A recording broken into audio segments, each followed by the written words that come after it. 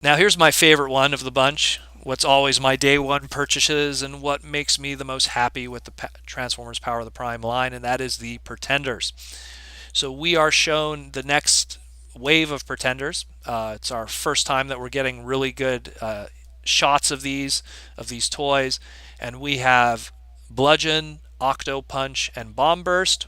Bludgeon, who possesses Quintus, the Quintus Prime Master, who was the Quintuson Prime from the original 13. Octopunch has Solus Prime, which was the Forger and the female Prime. And we have Bomb Burst that possesses Megatronus, which is of course, what would become later the Fallen. So, what's interesting, what I want to just bring up from a name standpoint here, what I find fascinating is the choices of which primes they chose to use with these pretender shells. The only reason why I bring that up is because I thought at first that Quintus, which is a Quintuson, with his tentacles and everything, would have been with Octopunch because he has tentacles and everything. Hmm. Because he's an octopus kind of deep sea Yeah, diver gimmick.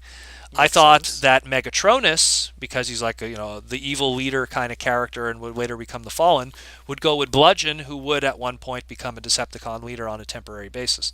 And Solus, well, she's the first female Transformer in a lot of ways. So I don't think there's really anywhere that could be one standard place she could have been put. But I do find it weird that they put her with Octopunch. Because then of course you also have to share that color scheme too. So Yeah. it's funny that she has like the purples and greens that are associated with Octopunch. I don't know, maybe not to mention the weapons that they turn into. She's known for the Forge of Solus. I would have expected maybe one of those Prime Masters that turn into a weapon mode to turn into some kind of hammer. Instead, she turns into some kind of, I guess, tentacle weapon. I have no I idea. don't know what's going Like on there. I thought it was supposed to be like a blade or something, but I can't even. My imagination can't. Yeah. I don't know. Well, it's the same thing. Like Maybe it's supposed to be like a harpoon, a harpoon gun, I maybe. find it very funny how Bludgeon turns into some kind of like gun. It's such Yeah. a missed opportunity to turn into a sword. I have no idea. Which is something that's been very associated with that character. Maybe it's supposed to be a tank turret top, which kind of then harkens back to the original character. But otherwise, I mean, I'm excited about these ultimately in the end because in the end, I'm getting figures of the primes in one way or another, and I'm getting updated pretender shells of those original characters. And I have the first wave of those original pretender shells thus far, or these decoy armors as they want to be called, and I'm loving the heck out of them.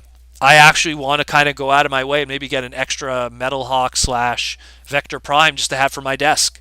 Because I Just remember back in the day, we were assuming that, like, you know what, they're probably not gonna redo pretender shells at all. yeah. And if we would ever get a bludgeon, it would be any other way. you Yeah. know.